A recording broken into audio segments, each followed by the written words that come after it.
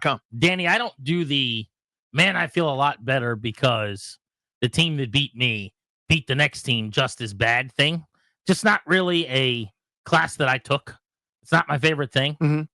But I mentioned this in passing, and I actually want to open up the MGM National Harbor listener lines, this segment for Commanders fans on this, about any takeaways you may have about the division and dealing with Philly moving forward, the rivalry that's now budding between Washington and their rivals to the north that just won the Super Bowl. But here's what I do feel better about. The Jaden Daniels dud in Philly, where they hemmed him in the pocket, pressured him incessantly, blew up everything Cliff Kingsbury wanted to do.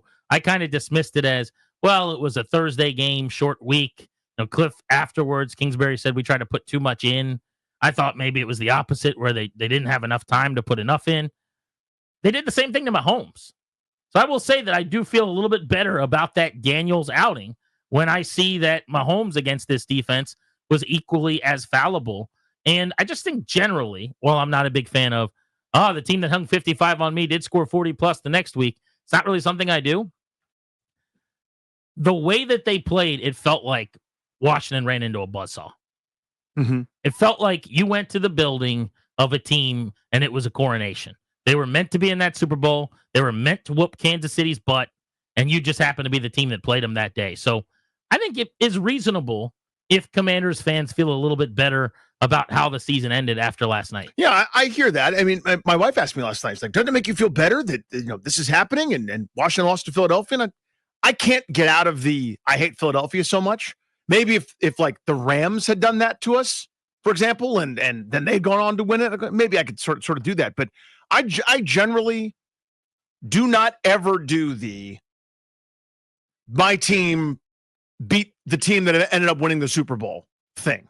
And this is like the cousin of that, if that makes sense, right? So remember those years where the Giants won the Super Bowl, like Washington, a 6-win team that was garbage with no leadership and no real stars, and the whole thing was a mess, would beat them once, and it's like, see, we're a game away. And that's like the same thing that foolish idiots like Bruce Allen and company thought. I also don't do like the transitivity thing like it's college football. Like, for example, the Raiders beat the Ravens, who beat the Bills, who beat the Chiefs, which means that the Raiders were the best team in the NFL. No, like, that doesn't work. Of course it doesn't work. So each week we always kind of preach this is its own story. In the NFL, each game has its own character and design. So you blow out a team and it's a common opponent with somebody else. It doesn't mean you're going to then blow out that team, et cetera. So I don't feel any better about it, although I guess I don't begrudge someone that might. Does that make sense? Sean's in Falls Church wants to hop in on Grant and Danny here on The Fan. What's up, buddy? How are you? I'm doing pretty well. I appreciate you guys. Thank you. You got it.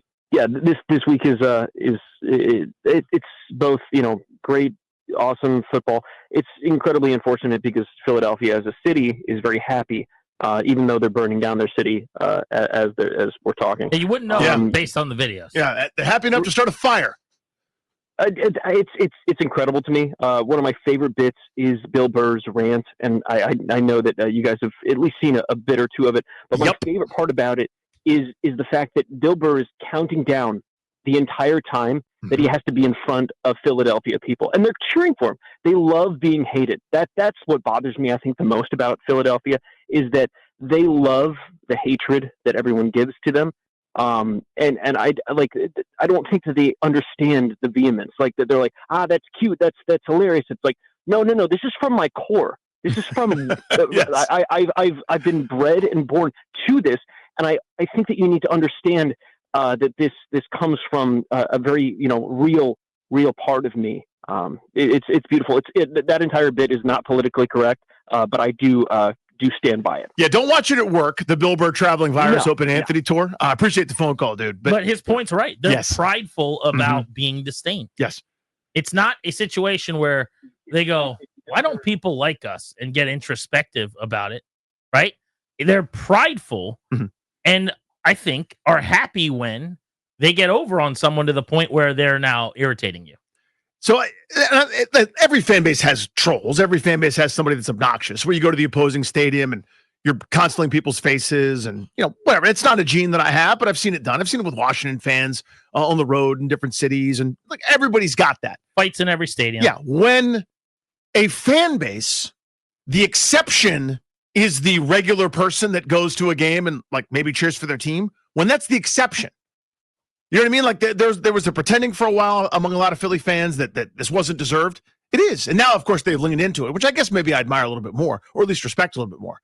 But yeah, I mean, it takes a different kind of person to go, not only am I hated, but I'm excited about that, and I sort of seek it out. That's like so antisocial. It's just so weird to me. It's so antithetical. Cooley's in Woodbridge on Grant and Danny. Chris, I loved your work. Good job, Chris. In the early 2000s. That's my real name, Cooley. We believe you. But honestly, I'm not happy. I wasn't happy watching that because this was our best season in 30 years, right? And now here comes Philadelphia absolutely dominating in a fashion that we've never seen before. They should have won that game 50-0. I'm so mad that they should have won 50-0. So it just a little bit kind of diminishes our shine, just to me. Oh, interesting. Just a little bit. You think it takes away from Washington's crazy, unforeseen, amazing renaissance? No. I'm not saying it takes away, but it's the fact that like now we can say whatever we want to Dallas, right? We can talk crazy, we can talk greasy to the Giants, but all we can say is we're coming for you, Philly. We're coming.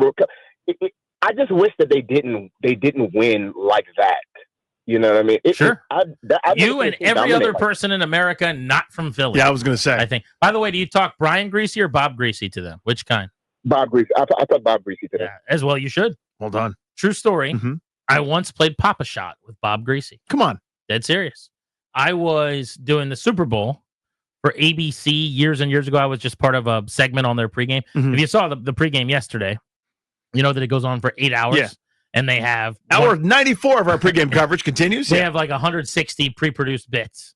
Well, they had me playing Madden and like broadcasting from the EA Sports game before the game, they called it. And at that time, I think it was in its 5th or 6th year, it was batting 100% at predicting correctly the winner of the Super Bowl. So they would get 2 players to come play.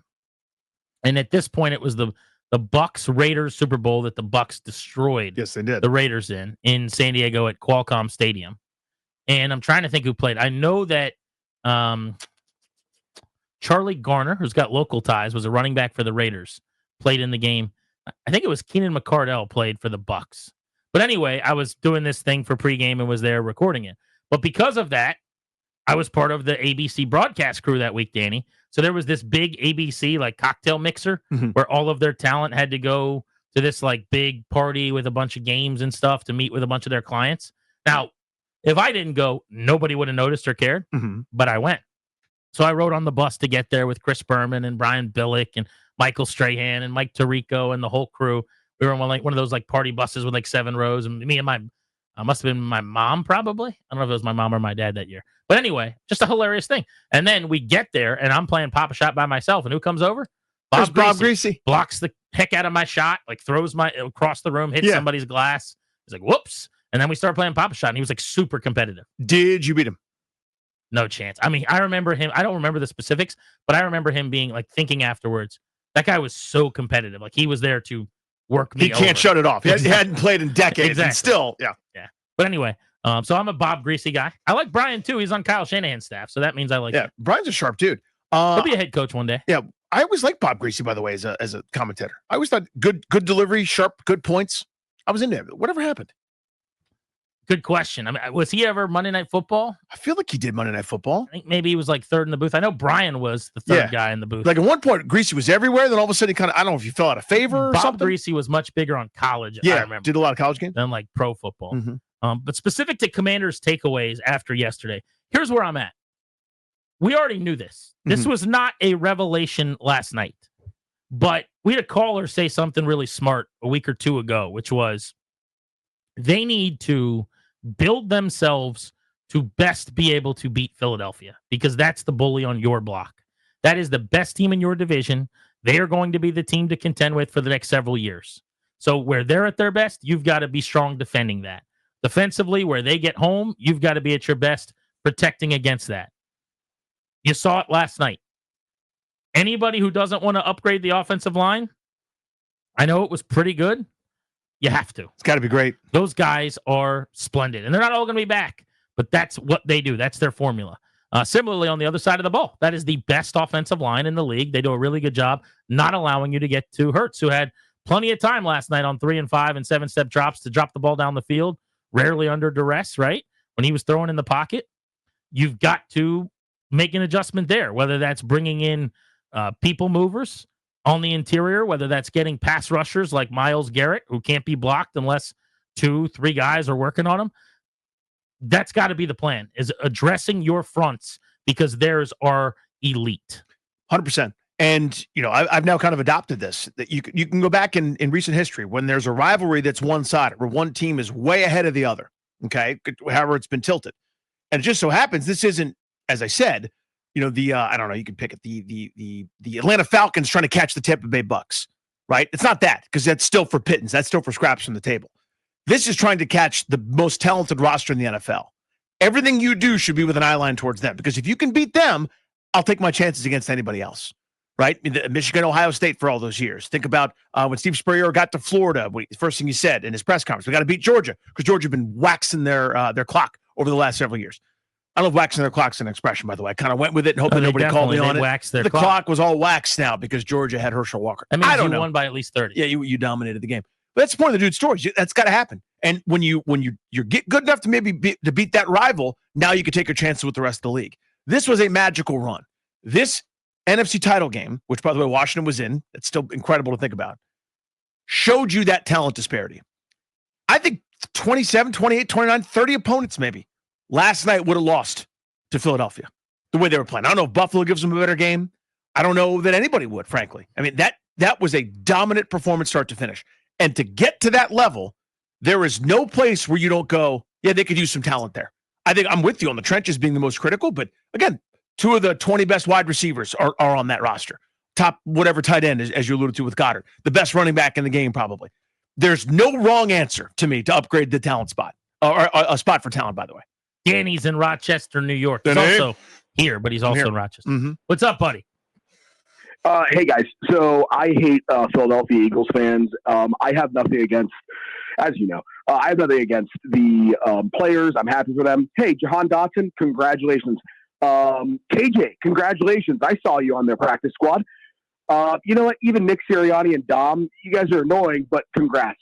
Who I hate are these Philadelphia Eagles fans who think that they're on the team, like more than any other fan base on earth. They think they're on the team and they think they have to do things. I was sitting, so my prize jersey is Mark Brunell. That's my prize jersey. Okay. That's hilarious. Just checking it down over there. I want you to continue, but that's very funny. He was the quarterback when I was 14. That's your guy, right? So I think it was 2013. I think it was the 2013 season, maybe 2014. It was in the wake of the RG3 debacle. So I was sitting at FedEx Field, and a drunken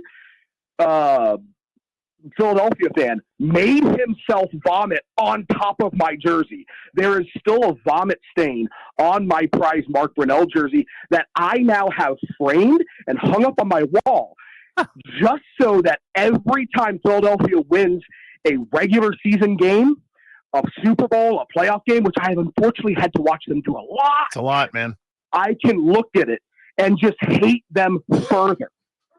I'm pretty sure that fan had not all of his teeth, too, which makes the vomit grosser. Yes, the vomit gets worse on a anyway, there's a way to have it go. Well, that was not the only Eagles fan to ever pull that off. Yes. Because it actually was a viral clip where a guy I want to say he may have gotten arrested. He's out of trouble there, yeah. But there was a little girl, not you, but a little girl sitting in front of him, and he pulled triggers right on top of her.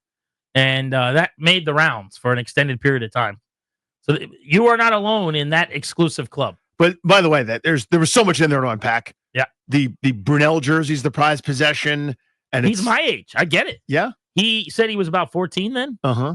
That's your wheelhouse. Me too. I might be 2 years older than him or something like that. But when Mark Brunell was throwing the 2 touchdowns to Moss on Monday night for the Miracle, your boy was 16, I think. It sullied the Mark Brunell jersey. So did other things. There were some things. Performances. Yes. He did win a playoff game. He did. While he threw for 105 yards. Did he top 100 or was it sub 100? I think he threw 89 yards or something I like think that. it was like 105. Yeah. I don't know. We could look it up.